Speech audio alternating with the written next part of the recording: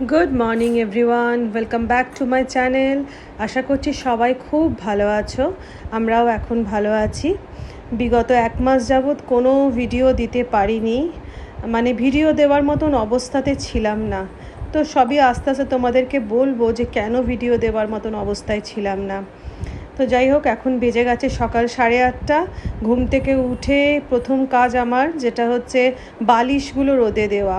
এটা আমার একটা বাতিক বলো আর যাই বলো, আমি সকালবেলা ঘুম থেকে উঠে বিছানা পরিষ্কার করার সময় বালিশগুলো যত আছে সব রোদ্দুরে দিয়ে দিই, তাতে না ঘাড়ে একটু আরাম হয় আর কি। স্পন্ডিলাইসিস আছে আমার। তো যাই হোক, বিছানাপাতি সমস্ত কিছু পরিষ্কার করে নিচ্ছি।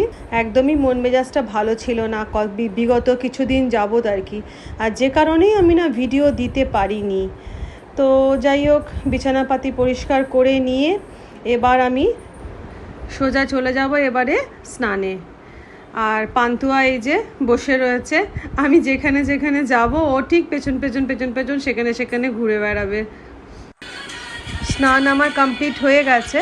আর এইখানে দেখো, গপুকে সকালবেলা মুখার্জিবাবু ঘুম থেকে তুলে আগে দিয়ে দেয় দুধ বিস্কুট দিয়ে তারপরে ও অফিস বেরিয়ে যায়। তারপরে আমি পুজোয় বসবো, পুজোয় বসে এই যে ভোগ দেব। ভোগ বলতে গেলে চিড়ে, দুধ, বাতাসা এইসব রোজের দিই। আর একটু হাতে মাখন দিয়ে দিলাম, মুখেও গপুকে একটুখানি মাখন ঠেকিয়ে দিলাম। এটা আমি রোজই করি। আর বৃহস্পতিবার দিন বা কোনো বিশেষ দিন একটুখানি পায়েস বানিয়ে দিই বা খিচুড়ি বানিয়ে দিই। আর এমনি নর্মাল ডেতে ওই দুধ, চিড়ে, মুড়কি, তারপরে বাতাসা, যেদিন যেটা ফল থাকে সেই ফল, এই দিয়েই পুজো করি। তো যাই হোক, পুজোয় আমি বসে পড়েছি। এখানে আমার সব ঠাকুরের থালা সাজানো হয়ে গেছে।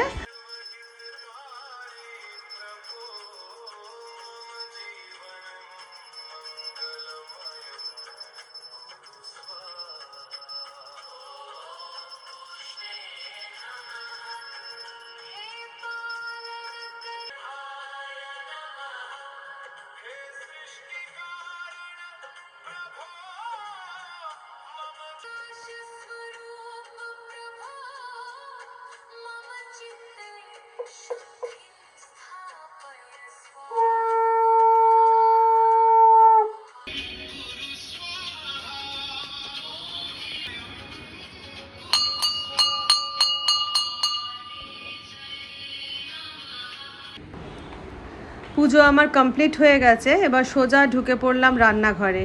আর আমার ব্লগে তোমরা দেখোই যে আমার ব্লগে সবসময় একটা করে বিশেষ কোনো রেসিপি থাকে যেটা আমি রান্না করি, সবাই মিলে খাওয়া দাওয়া করি। বাট আজকের ব্লগটাতে সেরকম কোনো রেসিপি থাকছে না। জাস্ট আমি তোমাদেরকে জানাবো যে কেন আমি ভিডিও করতে পারিনি। তো আজকের মেনুতে ছিল এইরকম পাতলা করে মুসুর ডাল, এই যে গরম ভাত হয়ে গেছে। আর তার সাথে রয়েছে এই যে, এটা হচ্ছে ট্যাংরা মাছের ঝাল। এই যে ট্যাংরা মাছের ঝাল করে রেখেছি। আর তার সাথে করেছি ডাঁটা আলু পোস্ত।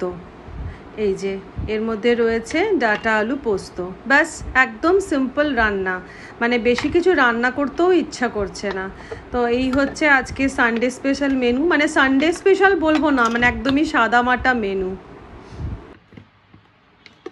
তো সমস্ত কাজকর্ম সেরে রান্নাবান্না কমপ্লিট করে নিচে নেমে এসেছি। এবারে তোমাদের সাথে আমি একটু শেয়ার করব যে বিগত 1 মাস যাবত আমি কেন ভিডিও পোস্ট করিনি বা কোনো রকম কোনো ব্লগ করতে পারিনি। সেটার কারণটা হচ্ছে, আমার কমিউনিটি পোস্টে তোমরা দেখেইছিলে, কিছুদিন আগে আমি দিয়েছিলাম আমার পিস্তুত দিদির মেয়ে, ওর নাম হচ্ছে জিপসি। তো আমার একটা ব্লগ করেছিলাম আমি, প্রায় 6-7 মাস আগে হবে ব্লগটা। হ্যাঁ, সেইটা ব্লগটা তোমরা দেখবে। আমার পিছনে দিদি এসেছিল। ওই ব্লগটার আমার হেডিংটাই ছিল হচ্ছে সেটা হচ্ছে যে ও আমাদের বংশের গর্ব। তো সেই ওই জিপসিকে নিয়েই আমার ওই ব্লগটা ছিল। কেন বংশের গর্ব বলেছিলাম প্রথমেই বলি, ও ইসরোতে চাকরি পেয়েছিল। তো ইসরোতে চাকরি পাওয়া মানে তো বুঝতেই পারছো কতটা গর্বের ব্যাপার, কতটা কি। তো সেই নিয়ে আমি ওই ব্লগটা করেছিলাম। তো লাস্ট 1 মান্থ হবে, কি ডেটটা দেখি, না দোলের দিন তো ইয়ে হয়েছে, তার 5 দিন আগে, মানে দোল আছে 4 তারিখে। 4th মার্চ দোল ছিল, সানডে, হ্যাঁ 4 মার্চের আগে সানডেটা দেখো, 4 মার্চের আগের সানডে, 1 তারিখে, 1 তারিখে, 1 তারিখ সকাল, হ্যাঁ 1 তারিখ সানডে।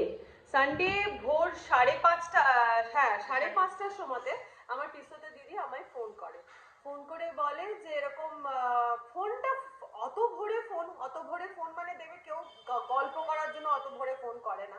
5:30টায় ফোনটা দেখি আমি না ভয় পেয়ে গেছি। আমি ফোনটা ধরেছি, ফোনটা ধরতে আমার পিসোতে দিদি, আমার নাম হচ্ছে পলিদি, পলিদি ফোন করে বলছে আমার নাম তো ছোটন, ছোটন তোরা জিপসিকে বাঁচা, তোরা জিপসিকে বাঁচা। আমি তো বুঝতে পারছি না যে ব্যাপারটা কি হয়েছে, তো আমি কি হয়েছে বল, কি হয়েছে বল। কিছুদিন আগে শুনেছিলাম জিপসির জন্ডিস হয়েছে, জন্ডিস হয়েছে, দিদি ফোন করেছিল তখন বলছিল জিপসির জন্ডিস হয়েছে, বাট ডাক্তার দেখাচ্ছে, দিদি বলেছিল যে একটু ভালো ডাক্তার দেখা, আজকাল জন্ডিস কিন্তু খুব মারাত্মক হয়ে যাচ্ছে, ডাক্তার দেখাচ্ছে, এখন একটু ইমপ্রুভ করেছে, একটু ভালো আছে, এখন একটু ভালো আছে। ওই আমি রনির এনগেজমেন্ট রেজিস্ট্রির জন্য ওকে ফোন করেছিলাম নেমন্তন্ন করার জন্য, আসার জন্য। তার আগে তো জানতাম না, তার আগে জানতামও না আমরা। তারপরে কি হয়েছে, তারপরে এবার রবিবার দিন ওই কথাটা বললো ভোরবেলা, আমরা তো মোটামুটি আলো ফোটার তরে অপেক্ষায় রয়েছি, যেরকম ও কোঠারিতে অ্যাডমিট আছে, ডাক্তার বলেছে ভেন্টিলেশন দিতে হবে। আমরা তো শুনে বিশেষ করে আকাশ থেকে পড়ছি, আমরা তো সকালবেলা 9টার মধ্যে দিদিতে আমাদের 8:30 চলে গেছি কোঠারিতে গেলাম, গিয়ে ডাক্তারের সাথে কথা বললাম, দেখলাম ওকে বাইপাপ দিয়েছে, মানে ইয়ে নয় ভেন্টিলেশন নয়, বাইপাপে রয়েছে, নাকেও অক্সিজেন চলছে, মুখেও অক্সিজেন চলছে। ওই বাচ্চা মেয়েটা খাটের উপরে বসে আছে, মানে বেডে আর কি বসে আছে, আর ও একটাই কথা বলে যাচ্ছে, মাসি বাড়ি নিয়ে চলো, মাসি বাড়ি নিয়ে চলো, এই কথা বলছে। তো যাই হোক, তারপরে আমরা ডাক্তারের সাথে কথা বললাম, ডাক্তার বললো আজকে একটু ইমপ্রুভ করেছে, তো আমাদের শুনে একটুখানি ভালো লাগলো। রবিবার দিনে ওরকমই মোটামুটি ছিল, সোমবার দিন যখন আমরা সকালে গেলাম দেখে ভালো লাগলো যে হ্যাঁ হ্যাঁ বেটার আছে। রোববার দিনে নয়, সোমবার দিনই ডাক্তার বলেছে ইমপ্রুভ করেছে। আমরা সোমবার, হ্যাঁ ডাক্তার আরেক কথা বললো যে তো আপনারা অ্যাজ সুন অ্যাজ পসিবল এখান থেকে কোঠারি থেকে বার করে নিয়ে গিয়ে আপনারা লিভার ফাউন্ডেশনে নিয়ে চলে যান, ওখানে লিভার ট্রান্সপ্লান্টের জন্য। লিভারটা, আচ্ছা ডাক্তার বললো লিভার সম্পূর্ণরূপে লস্ট, মানে পুরো লিভার ড্যামেজ হয়ে গেছে, ফুল ড্যামেজ হয়ে গেছে, লাংসে এফেক্ট করে গেছে, মানে কখন কখন এইসব ভেতরে ভেতরে ওর হয়েছে।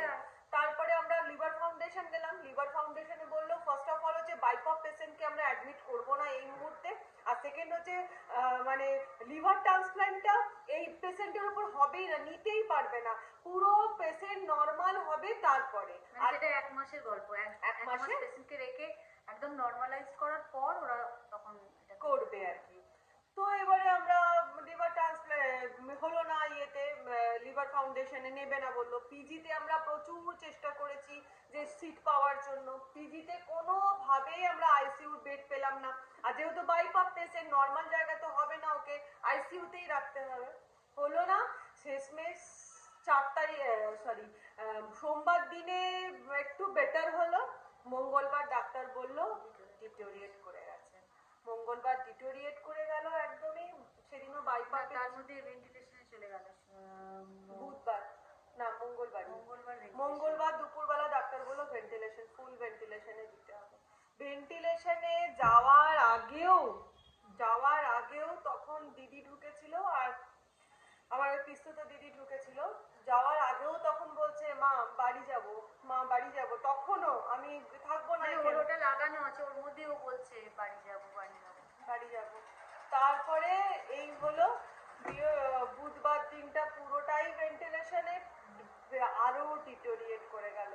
দিয়ে বুধবার দিন রাত্রিবেলা আমরা, আমাদের দুজনের ডিউটি হয়েছিল সকালবেলা 8:30 9টার মধ্যে আমরা হসপিটাল চলে যেতাম, মানে রোববার দিন থেকে 8:30 9টার মধ্যে হসপিটাল চলে যেতাম, আর আসতাম হচ্ছে রাত্রিবেলা, কোনো ঠিক নেই, কোনোদিন 9টা, কোনোদিন 9:30, এসে নিয়ে জাস্ট সেদ্ধ ভাত বানানো হতো, বানিয়ে খাওয়া হতো, আর সারাদিন চা আর বিস্কুট এই খেয়ে আমরা, মানে ওর বাবা মাকেও তো খাওয়াতে হবে, চা বিস্কুট খেয়ে দিন কেটেছে।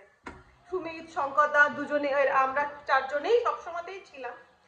তো তারপরে এই হলো, দিয়ে বুধবার দিন রাত্রি 1:30টার সময় ডাক্তার ডিক্লেয়ার করলো যে ও আর নেই। দিয়ে তারপরে তো মানে কি বলবো, আমাদের মানে আমরা পুরো মানে জাস্ট জাস্ট ভেঙে গেছি, জাস্ট এতটা মানসিকভাবে ভেঙে গেছি। বৃহস্পতিবার দিনে ওকে নিয়ে আসা হলো পিসির বাড়িতে, মানে পিসতো দিদির বাড়িতে।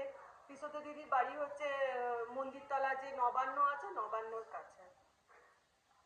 তারপরে তো যা যেরকম যা হয় তোমরা জানো, বুঝতেই পারছো। মানে তারপরে যে আমি ব্লগ করব, ক্যামেরায় কিছু বলবো, সেই মানসিকতা সেই নেই এখনো। আমার দিদি জামাইবাবু, মানে পিসতো দিদি জামাইবাবু আছে, জাস্ট বেঁচে আছে, বাকি কিছুই নেই, জাস্ট অবয়বটা খোলটুকুই রয়েছে। তো এই 1 মাস যে কি ঝড় আমাদের ওপর দিয়ে গেছে, মানে বলে বোঝাতে পারবো না। তো যে কারণে আমি রনির রেজিস্ট্রির যে ভিডিওটা হয়েছিল সেগুলো আমি এডিট করবো, আমি তো সময়ই পাইনি। মেহেন্দির ব্লগটা দিলাম, পরের দিনে তো এইসব ঘটনা হয়ে গেল। তারপর থেকে আমি সত্যি কথা বলবো, মনের ইচ্ছেই ছিল না যে আমি ব্লগ করতে পারবো। সবাই আমাকে কমেন্ট করছে, মেসেজ করছে, ব্লগ আসছে না কেন। আমার পরিচিতরা প্লাস তোমরা অনেকেই আমাকে মেসেজ করেছো, পার্সোনালি মেসেজ করেছো যে ব্লগ আসছে না কেন। আমি তো আর ডিটেলসে এত বলতে পারছি না। তো লাইফে তো নর্মাল জায়গায় ফিরতেই হবে। হয়ে গেল সেই, মানে সেই থেকে মানে আমরা কিছুই পারছি না। তুমি বিশ্বাস করবে না, আমার আমার বলছি, আমার 3 কেজি ওয়েট লস করে গেছে। মানে ডাক্তার বলছে যে মেন্টাল স্ট্রেস এত বেশি হয়ে গেছে যে 3 কেজি ওয়েট লস হয়ে গেছে। এই সবই খাচ্ছি পড়ছি, কিন্তু মনের দিক থেকে তো ভালো নেই। আর মনের দিক থেকে ভালো নেই বলে সেই এতে ওয়েট লস পর্যন্ত হয়ে গেছে, মানে এইরকম মনের অবস্থা। তো এইটাও তোমাদেরকে জানানোটা দরকার ছিল, তো সেটা তোমাদেরকে জানালাম। আর এরপর থেকে চেষ্টা করব নর্মাল ব্লগ আমার যেরকম আসতো সেরকম নর্মাল ব্লগ আসবে, নর্মাল ব্লগ দেখাবো। কারণ সত্যিই তাই, জীবন থেমে থাকে না। আমার দিদি জামাইবাবু, মানে আমার পিসতো দিদি জামাইবাবুকেও আমরা ফোর্স করছি যে কাজে ফেরার জন্য। কারণ কাজই একটা এমন জিনিস যেখানে থেকে তুমি হালকা হলেও হিল হতে পারবে। তো জামাইবাবু অনেক বোঝানোর পরে নিজের কাজে জয়েন করেছে, মানে 2 দিন হলো জয়েন করেছে।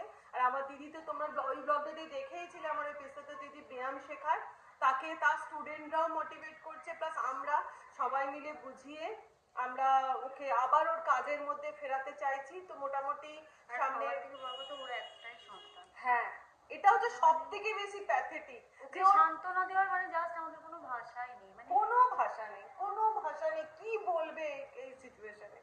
আর এই মোটামুটি 30 বছরের একটা মেয়ে বিয়ে দেবে, তারও ঠিক করছিল যে এবার বিয়ে দেবে, এত ভালো একটা চাকরি করছিল। মেয়েটা ট্যালেন্টেড মেয়ে, যাকে বলি মানে ট্যালেন্টেড বললে যাকে বোঝায়, ওর মেয়ে শুধু ছিল সেটা। ট্যালেন্টেড নয়, ও মানে প্রচন্ড মানে বাবা মাকে কিভাবে ভালো রাখতে হবে, আমি কষ্ট করব বাবা মাকে ভালো রাখবো, বাবা মাকে ঠিক করে রাখবো, বাবা মার যত্ন করবো। ও কিন্তু এরম টাইপের মেয়ে ছিল। মানে গেছি তো ওর বাড়িতে, এখনো আমরা একদিন ছাড়াই যাচ্ছি।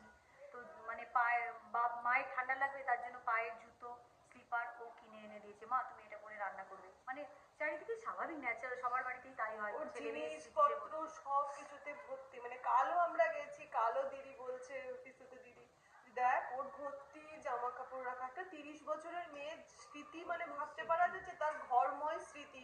আর ওই দিদি জামাইবাবু ওকে আঁকড়েই, কিন্তু ছোট থেকে ওকে আঁকড়েই জীবন কাটিয়েছে, ওকে আঁকড়েই সব অনেক স্ট্রাগল করেছে, অনেক স্ট্রাগল করেছে লাইফে। মানে জাস্ট একটু ভালো তো মানে সুখের দিকে ওর একটু জাস্ট মানে এই 2024 থেকে ও সুখের মুখটা দেখেছিল আমার দিদি। একটা এত ভালো প্রতিষ্ঠানে চলে গেছে, ভালো মেয়ে। তো যাই হোক, তোমাদেরকে সবটা জানালাম।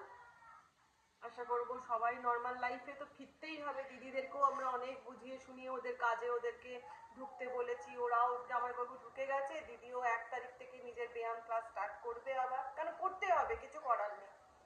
আর আমিও আমার ব্লগ আবার কন্টিনিউ করব। তো এই ইনফরমেশনটা দেওয়ার জন্যই শুধু আজকের এই ব্লগটা। তো কি হয়েছে, প্রত্যেকেরই মাথার মধ্যে আমরা কি হয়েছে কাজ করছি, সবকিছুই করছি, কিন্তু কোথাও একটা মাথার মধ্যে সবসময় ওর ব্যাপারটা একটা, একই তো বাবুনদার ব্যাপারটা মনে হয় আমাদের বন্ধুরা সবাই জানো, তোমাদেরকে তো বলেছি, সেও ভালো সেটাতে নেই, একটা আমাদের চলছিল, সেও ভালো নেই, বাবুনদাও আর ভালো নেই। বেডশোরে গা হাত পা পুরো ভরে গেছে, মানে পিঠের দিকে আর কি বেডশোরে ভরে গেছে। বাবুনদাও ভালো নেই, সেটা একটা আমাদের ছিলই ভেতরে। তার মাঝখানে একটা মানে কিছু বলার পরপর একদম এরকম এই মানে ঘটনা পরপর এত খারাপ সময়টা পরপর গেছে না, মানে মেনে নেওয়াটা খুব চাপের হয়ে গেছে, খুব চাপের হয়ে গেছে।